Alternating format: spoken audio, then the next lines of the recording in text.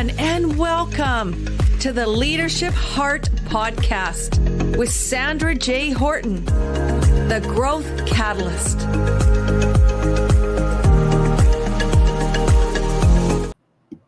Well, welcome everyone to the Leadership Heart Podcast, the show where bold innovation meets conscious leadership. I am your host, Sandra J. Horton, and I believe that leadership is not about titles. It's about impact and intention and courage to serve others. And on this podcast, we will go beyond strategy and surface level success to have real, honest conversations with change makers like Nicole. I'm so excited. In health and in tech, innovation, social impact, and beyond. You are truly going to hear from visionary leaders who are building organizations that put people first, leaders who understand that in a world powered by technology, it is humanity that must lead the way. So if you're ready with more purpose, to have more clarity, and to lead with heart, you are in the right place. So I am going to bring up our wonderful guest and welcome Nicole. Welcome, Nicole Donnelly. Thank you so much. Thank you. I love having you here. You know, you are located here locally in the Lower Mainland of British Columbia in Canada. So I'm out in the burbs. So we are, kindred souls loving this beautiful Pacific coast. So it truly is an honor to have an exceptional expert like yourself who resides in this close to me in this Lower Mainland. So a little bit about Nicole, because there's so much to say about Nicole, and she's a humble heart. She has so much humility, but she is an amazing, fierce woman who has done a lot in this area. And this is really, truly about AI power moves. And this woman has done it. She's been there and done it. She is a global AI speaker. She is a serial entrepreneur and an award-winning prompt engineer. She is the founder of AI Smart Marketing, which again has huge impacts around the globe. She brings nearly 2 decades of business leadership and innovation to the world of AI. Like I said, she has done this work. She has been using AI since 2015, and her team have trained, listen to this, over, now I think it's 12,000, but at the time it was 10,000 professionals. 15,000. Oh my goodness. Okay. It keeps getting better. Across 30 countries. I just have to say this because the important piece here is that you have reclaimed time, that valuable resource to improve productivity in organizations and drive creative growth, amounting to over 10 million, now V plus 10 million hours saved. And you originally started with your BabyLegs. You have 3 different beautiful books, amazing things. So much. Welcome to the show. Thank you again, Nicole, for coming on to the Leadership Heart Podcast. Thank you for having me. I appreciate it. So let's dive in. Let's open this up because there's so many wonderful sides to Nicole. And, you've gone from being a pro snowboarder to a global brand founder and an AI leader. So I'm going to go right into it. What is that right mindset? What is it that's required today that you've been able to carry with you across all these different areas that is really required for success in this new world? That's a really good question. I think what it is, there's a curiosity and a resilience and gratitude. Mm-hmm. Our daily meetings, everybody starts off with their gratitudes. And you could be thankful for the coffee that you have, or you could be thankful for the cat on your lap. Cheers. Or whatever it is. It could be some big win, a client you just closed. But we start our days with gratitude. Mm-hmm. And at home, we always would start our days with gratitude and end them with gratitude as we're, going to bed, putting my kiddo to bed. We'd talk about the things that we were thankful for that day. Mm-hmm. And it helps. I think it helps keep that positive mindset because business goes up and down. Clients quit. they don't pay their bills. Like there's so much that can happen. And when you're rooted in that gratitude, I feel like there's a resilience that comes with that. Yeah, I absolutely agree. And I think that resilience, you know, we have to bring in those lessons. They're opportunities for growth, I think, really. I wish I didn't have so many lessons someday. When something happens, I'm like, why do I need to be stronger? Why do I need to Yeah. learn more about this right now? Or it keeps repeating itself, Nicole. This is the thing that I found a woman of a certain age. It's like, have I not listened to that or learned from that beautiful opportunity? And particularly now, I'm finding with, especially so much change is happening in our world right now. There's so much uncertainty. And bringing this mindset, having gratitude, because I live with gratitude every single moment. Like I truly just feel so blessed to have what I have in this moment, because I can see the beauty even in these learning experiences. So, we talk about that's heart. That's really getting into the heart of who you are, out of the mind, but yet AI, is more data, it's more logical, it's an interesting intersection. So what attracted you from whipping down, the hills as a pro snowboarder to getting into AI? Like how did that happen? I'm quite Well, curious. yeah, with my marketing agency, we started using AI 10 years ago. And I just say it's because I'm lazy. You know, I will try all the different tools to help us out, like tools and process.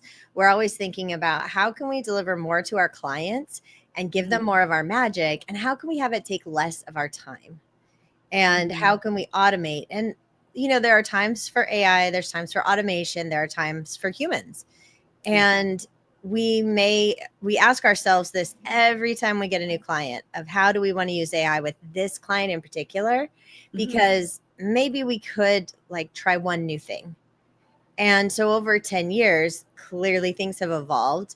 We leave time every week in the schedule where we have a group experiment hour. And this week we experimented on, we've been doing our newsletter in an AI tool for the last 2.5 years, use the same tool, and the tool changed. Our outputs weren't so good. It's really hard to navigate now. And so we thought, well, maybe we'll jump. Like we are so attached to that tool, but maybe these other tools have advanced more. And so we tried it in 3 different tools yesterday, this same process. And I think we're going to use a different tool because it was really good. And the team has a good time with that because we can experiment and see how they're behaving currently. And then we can also bring that to our classes when we're teaching classes. And so it's part of the DNA of how we run things, is these experiments. We leave time on Friday. We don't ever schedule recurring meetings on Fridays. So people have Fridays to finish work, to go for walks with their friends, or to do these AI experiments because there's tools that we want to play with. And so people can sign up, get paid subscriptions to things if they want to try something out and see if it works. And on Monday, we talk about what people have done.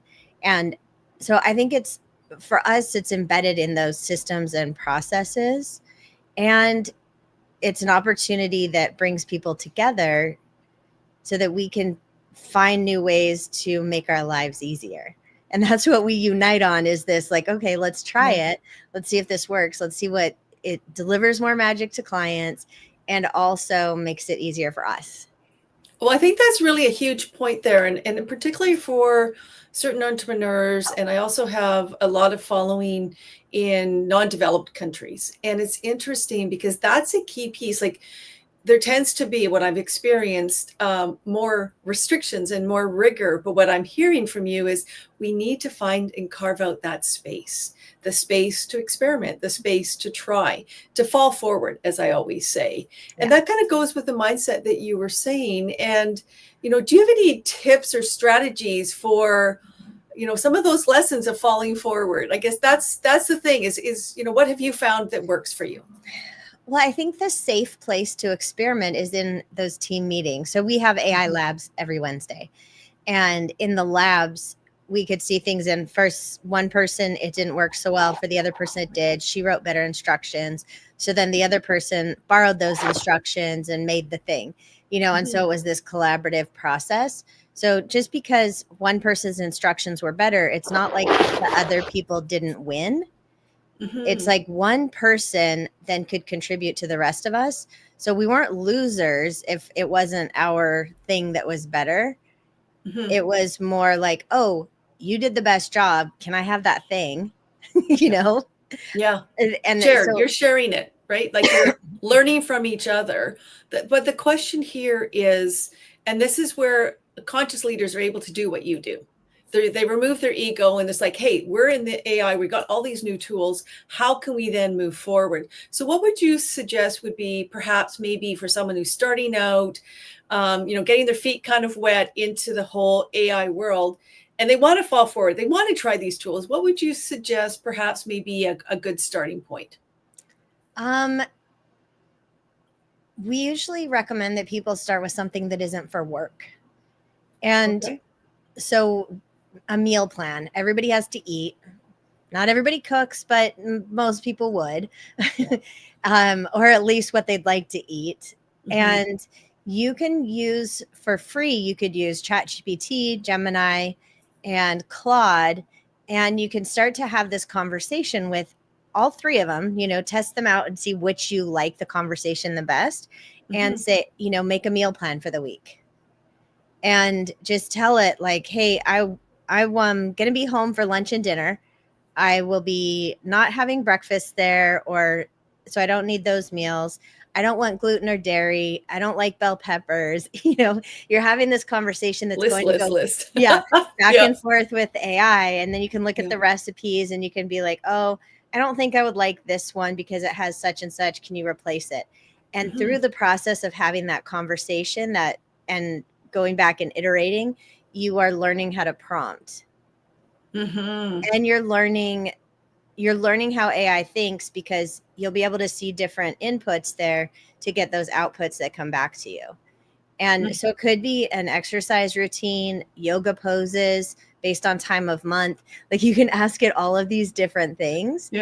And have conversations with it for just personal. And I know there's a lot of people using it personally, but not at work yet. And I think if you get it good for using it personally and get good at it and understand what it can do or what it can't do so well, it will start to open things up. I think that's a really good starting suggestion for those who are new. And then we go to the other extreme, which is like the power moves for entrepreneurs, serial people who are like, they're in the business and they're like, no, we need this. I'm dedicated. I want to really kind of go to that next level.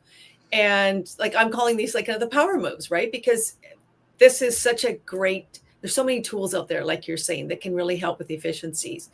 And you've trained over 12,000 professionals. How many now? 15,000 yeah, over professionals. 15, yeah. Over 50. That's a lot of beautiful people who have different ways of learning, different ways of absorbing the information. What are you seeing now that a leader should be aware of in the world of bringing AI into the organizations, into training, that can really support maybe better engagement, onboarding, being a change, we're both change enablers, to kind of get that awareness and then to integrate it and then to sustain it? Yeah. And that comes to the cadence and putting time in the calendar, putting it into meetings on a weekly basis. If you're on EOS, you put it in your L10s, you can put the projects in IDS. Everybody should be considering where they want AI, where they want to use humans, and where they want to use automation, and then start to build workflows that will accommodate that, because you'll have uniquely human parts of the business and places that you could automate that you decide, no, I want to keep humans in this spot. This is what makes us special. And for me, doing that newsletter, we'll have the base of the newsletter done with AI, but then I go in and I write my opinions on all of the pieces, and then I sign off on it that it's okay to put up. And so that is a place where I choose to have a human in the loop, and I don't have to. We could generate it. It could be in my voice and it could automatically go out. But Mhm. since I signed my name to it, I want to make sure that I actually agree with what's in there. Yeah. Or, I can be contrary to something or agree with something, but AI is not going to be that nuanced for me yet because it won't know my opinion about these things. And it tends to write agreeably towards everything. So if I ask it to summarize, it just agrees with things, makes it sound Mhm. like I'm selling it. But um, that's a key point though, Nicole. I want to jump in there because, so I've been using like ChatGPT, I use Otter, I use different types of tools, right, to support what I do in my consulting world. I also do work in healthcare. It's not quite there yet in healthcare. It's mhm. coming. They're testing, trial, experimenting. But for me, I think that's something that we don't talk enough about is not only the prompts, what are great prompts, and go to Nicole for sure, because she has some great tools, but the bias that's inherent in what you're getting back. Yeah. And there's that awareness that I think we need to talk about. Like, what else can people who are really learning, growing, they're like wanting to make this power move, they want to move forward. What are those inherent biases that we have to be aware of? Uh, there's bias. I mean, there's gender Yeah. bias and there's ethnicity bias that are in them. A lot of Mhm. them also just want to please you. And so they kind of sound like marketers. I'm a Mhm. marketer, but I don't want all my articles or all my summaries to sound like that because I don't agree with these tools being better or, it's, Mhm. it is about that discernment, and we have to use our human discernment to understand what's special about the AI abilities and what's special about the human abilities in the Mhm. process. And so we have spent a lot of time this year working with people on workflows in the business and SOPs and Yeah. deciding where to have AI, where to have humans, and where to have automation. And we have a little matrix that breaks it down of when you should choose these different things if you're questioning it. Because it is important to consider your magic. Can I capture my magic with AI? Maybe I can, and I can really scale that. Um, but sometimes it's just, I had a conversation with an author earlier today, Yeah. and he's saying, we still use humans in this interview process, and we will have AI record it and Mhm. summarize it, but it's a human that needs to be there for an interview like this Yeah. to have that emotional connection and pull out the information in an organic way that a set of questions just wouldn't reach. Mhm. Yeah, and it's really fascinating, and it's I thank you for that. Again, we're both connected through the Global AI Council with Kate Hancock and others, and it's unfortunate. I would love to have had you there in LA as well, but I know Yeah. there's more coming. But we were talking about. I'm going to pivot a little bit about the importance of an empathetic or a human-centered AI. Like, we have to go back to understanding that human is at the core. Like, these are tools that we're going to use. So how do we then, navigate building in that empathy, building in, like, they're not conscious beings, they're tools. But we as humans, as leaders, I'm going to say our output is only as good as we are. If we're self-aware and emotionally intelligent, then guess what? We're going to probably have better outcomes with our AI tools or, pieces like that. So do you have any suggestions or learnings? You've worked with so many different organizations. How are you building in like that human-centered, empathetic AI kind of perspective? That's a good question too. I think AI, unless you're talking to Grok, is quite empathetic, and it has more patience than humans do. Um, True. That is true, actually, when I reflect on it. That is true. yeah, there's actually this hospital in China that is fully digital and fully AI. You Oh, go in cool. there and there's not a human in the process. There's no and you would think like, well, there's no human to take care of me, but who has had the experience of going into a hospital and feeling received well?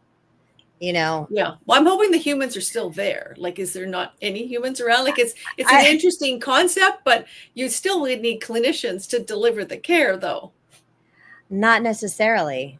Well, that's true. I mean, for some of That the operating procedures. there's But been the first surgeries with AI. yep. Um, and 100% successful gallbladder surgery.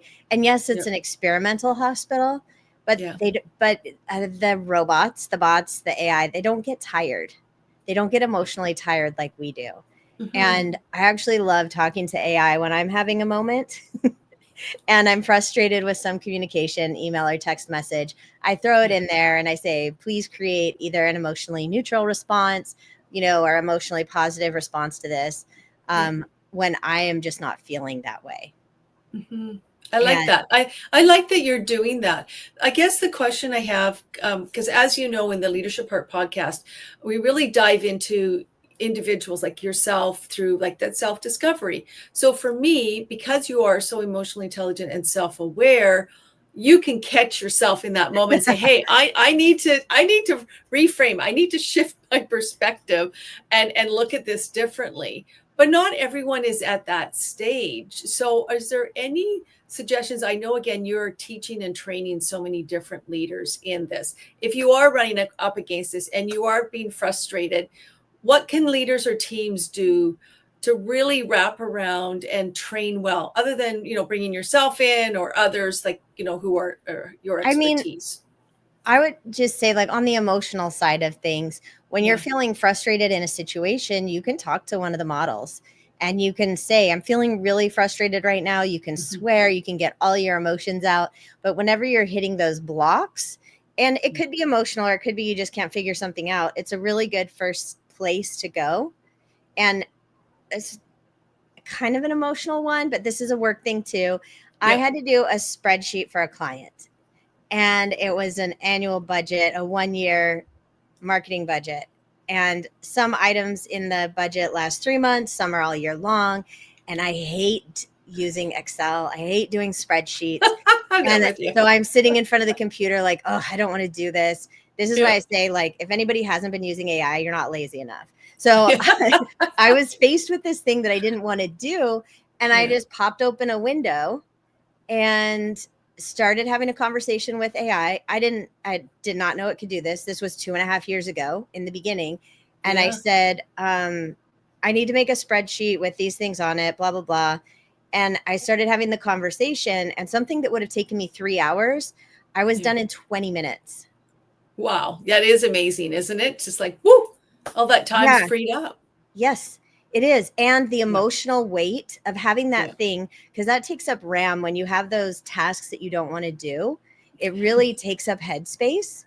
Yes. And it can bog you down. Like the things you procrastinate can bog you down. And so of course, I still check the math. I'm doing all of the using my human discernment, but I was complete in 20 minutes and I couldn't believe it. And I was looking at it again. I'm like, is this good enough to send out? I sent it right over to the client and he was so happy to receive it and approved it. And, we were off to the races. And that was a big moment for me because it was something I hate to do. And now I love to teach it because a lot of people don't enjoy it. My sister loves to do Excel. She's a whiz at it, and some people are. I am not, and I have to do it relatively regularly in my job.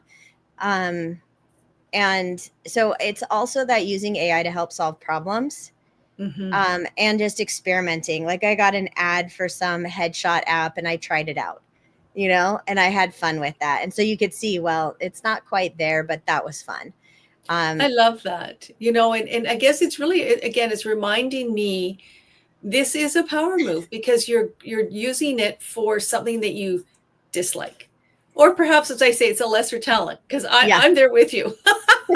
Excel and me, well, no, we're not the best of friends. It's how I frame it. However, I have not yet tried it with AI. But I'm now inclined. So for those who are similar of ilk, who like this kind of thing, that may be something you want to consider. Because again, it's either start small, do it personal, and then bring it into the work environment, get comfortable. There's still a lot of fear out there. And it's really embracing moving from that back brain kind of, I'm fearful of this. It's going to take my job. It's going to do all these things. Let's just kind of unpack that a little bit because that's really about our own self and how we look at change, isn't it? So how do you help people kind of get over that fear hurdle of AI is going to take my job. Yeah. Classic. Yeah, I mean, or it's the people who know how to use AI are going to take your job. It's actually not AI that's going to take it. So True. you better get on board, use that fear Yeah. in a positive way and learn how to use it. Really, you've got to learn how to use it no matter what your job is. If you're scared of the tools, a lot of people get the fear from media about the tools and not being secure. You can take the privacy policy of any of these tools, drop it into ChatGPT, Gemini, or Claude, put it in there and ask it about the privacy policy. And you can find out how secure or not secure they are. Intellectual property. We have these conversations all the time. And you can find out what the policies are. And in different countries, it varies because of the governing policies of the countries. Right. And if they are GDPR compliant, then that's kind of highest, most conservative standards. Right. And that's in Europe. There's also this AI agreement over in Europe that Google just signed. Right. And yeah, I saw that.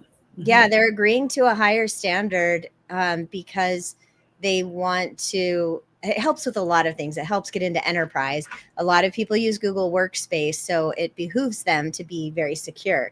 I think ChatGPT's been losing ground to Claude because Claude has also really pushed security.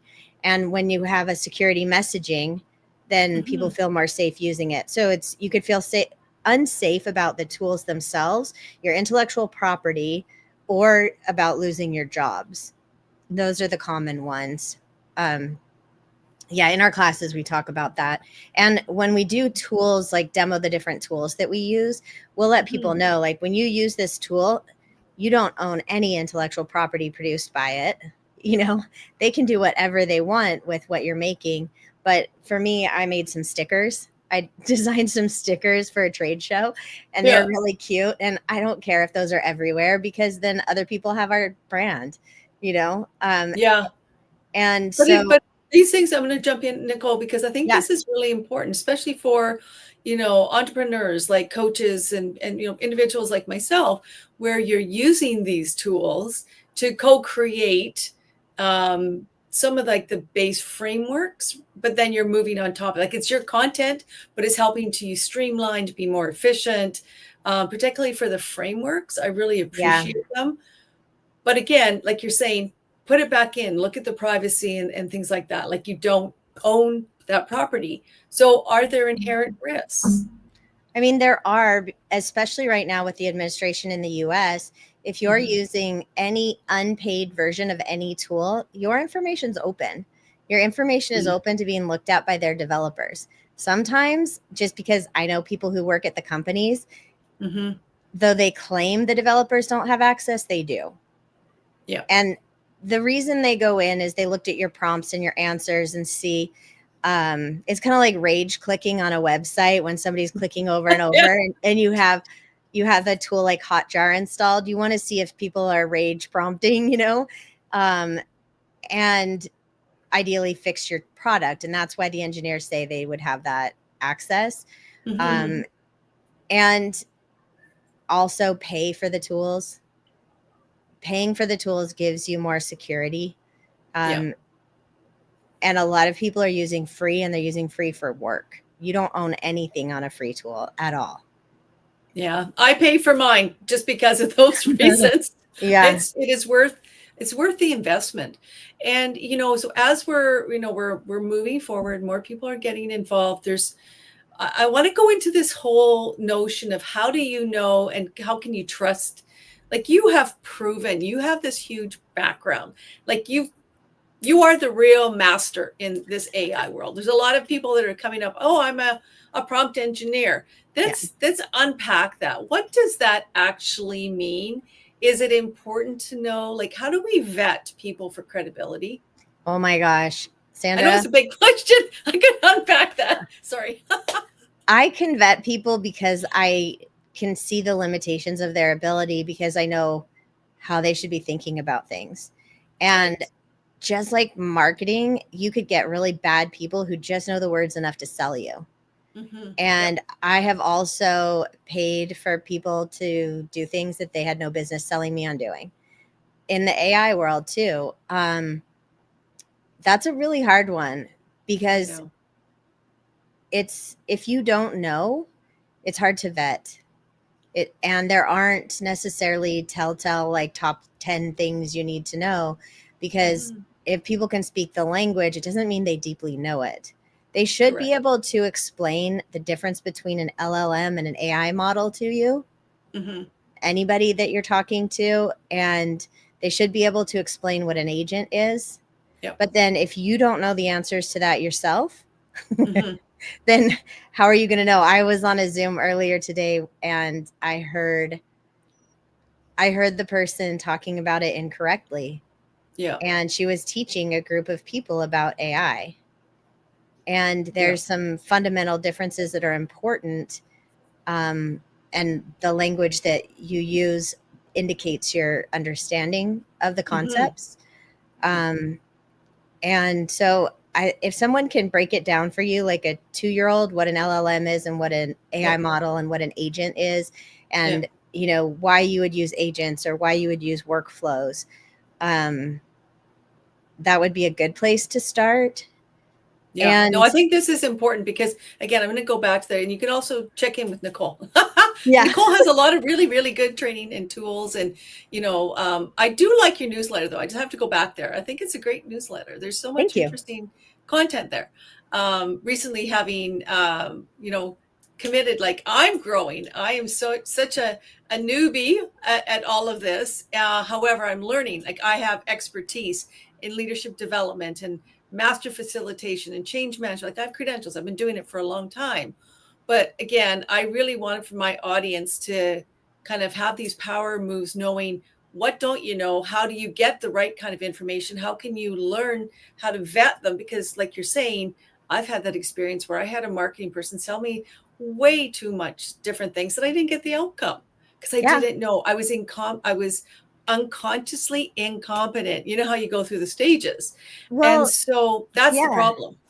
For me, my weak area is hiring good accountants. And so I saw my friends' books. I saw how organized they were. And I was like, who did that? Who's your accountant? Because I want that person. Because I know what the outcome should be, but I don't know how to vet that person well enough. And in my first company, man, I made a lot of hiring mistakes because I just did not know. And now, I've had a marketing agency for 15 years. And then we've been doing the AI thing for the last 10 years. And those are things where I can vet people, that I'm confident in it. And so, and I actually have interviewed people for my friends because they didn't know the area, whether it was marketing or AI, they didn't know the area. They didn't know how to vet the answers to the questions that they were asking. And, if it's not your jam, it definitely helps to have somebody where it is in order to do that. Because, man, I had made so many accounting hire mistakes over the years and just had messy books. Things not reconciled for like a year, And you're like, why? What was I doing? But so shifting a little bit onto this again, we're talking about, it comes back to, again, that self-awareness and knowing yourself. What are your strengths? What are your lesser talents? And building this strategic alliances with people. And I think that kind of moves into like what I call this a third pillar, which is sustainable impact. So, connect with experts like Nicole in this space who can, build a relationship, get to know how to support. There's the reciprocity between, don't just ask, we need to give and take. Like if there's this, beautiful shared trust that has to happen. However, find an expert like Nicole. And because, when we look at sustainable impact for all of us in humanity with AI, we're deciding, like, if we're not great humans, what are we actually going to produce long term? Like there's a long term, there's a lot of decisions that are being made right now in how we're going to move forward with all of the different applications, like all of these different tools. So do you feel like there's a fundamental shift right now, like power from a top down, like, how do you feel we're going to be able to move forward to democratize or humanize? Like, I'm using those with big, kind of grouping them together. But Yeah. how can we ensure that whatever impact we have now, we're going to have a positive impact on humanity? Does that make sense? I think that's a big question to put onto one person, Yeah. Especially given the types of governments that we're seeing. Yeah, that's true. And so for us, we want to inform people about how to use the different tools, how secure they are, and how to protect themselves, with AI use policies, internal policies, external policies, because we can't necessarily affect, like, to some degree, we could write letters, there are different campaigns if we feel a particular way about the AI policies, but we can do that internally. We've had an AI use policy on the external side of our website for 2 years. Yep. So people can see how we would use their information, how we would not use it. And we have internal use policies, so everybody is agreeing to the same standards. And so if we can set those within our organizations, then at least we know we're on track.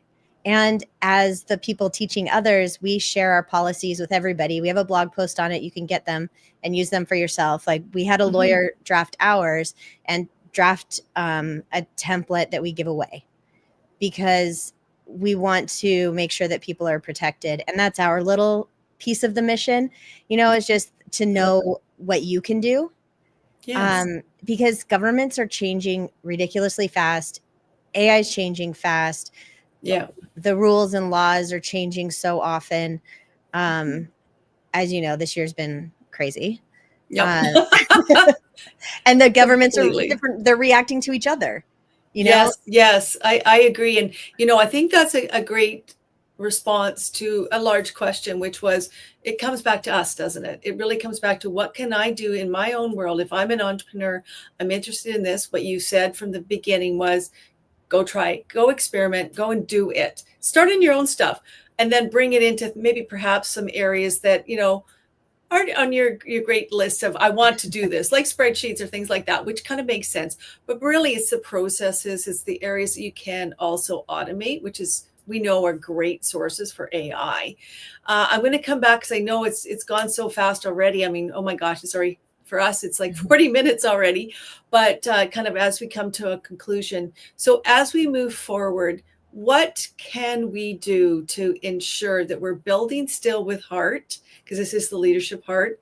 As we move forward, do you have any other suggestions, opportunities for leaders to look at how they approach this that would help support someone to say, yeah, I could look at it this way?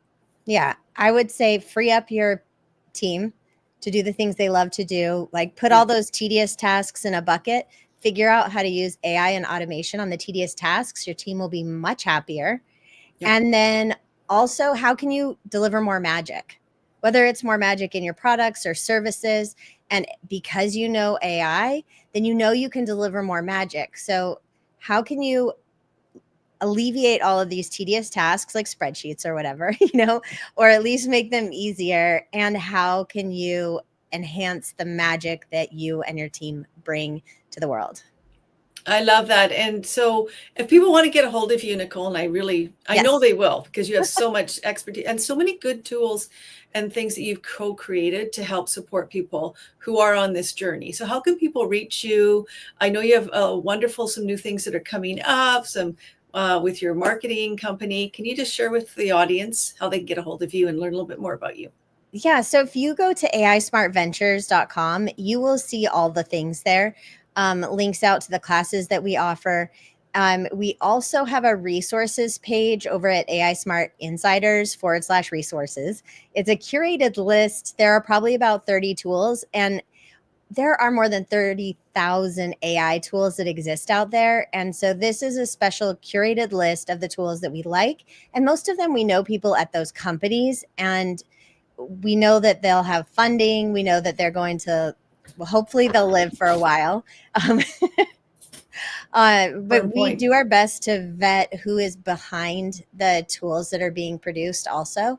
And so at the Insiders, AI Smart Insiders resources page, you can find that. You can also find a custom GPT that I made to help you create workflows and start figuring that out. Where should we use AI? Where should we use humans? That's at the bottom of the page. And yeah, Nicole at AISmartVentures.com is my email. Feel free to drop me a line. We have a YouTube channel that's AI Smart Marketing. And we have a ton of instructional videos there. So you can watch videos on whatever topics you're interested in. We post videos there every week, usually a few short ones every week that are instructions of how to do all the little things on the tools that we're recommending. Wow. Well, thank you again for, coming on the Leadership Heart podcast. I can't talk today. It really, truly has been an honor. And there's so many other more questions that I want to ask you, but we will, I hope, be able to do this again. We've just, again, these were both the power moves. Starts with you. Have the right mindset, go and really bring in an expert like Nicole. That's the key takeaway. Really know who you're surrounding yourself with, because there is so many things that are changing, and, really go out and experiment and practice. So Nicole, thank you so much for taking the time again today to come on to the Leadership Heart podcast. And for the audience, this episode will be coming back out on all of the Spotify, Apple, you name it, again. And thank you so much, Nicole. I'm just going to put you down at the bottom here, and then I'll talk to you in just a few minutes. Thank you. Thanks again, Nicole, for being here. I very much appreciate you. Thanks, everyone. And another wonderful guest will be coming forward on the Leadership Heart podcast very shortly. Take care, everyone. Until next time, make sure that you keep the right mindset, go out and do the good work. And I thank you for coming on and listening to the show today. And we will see you again shortly.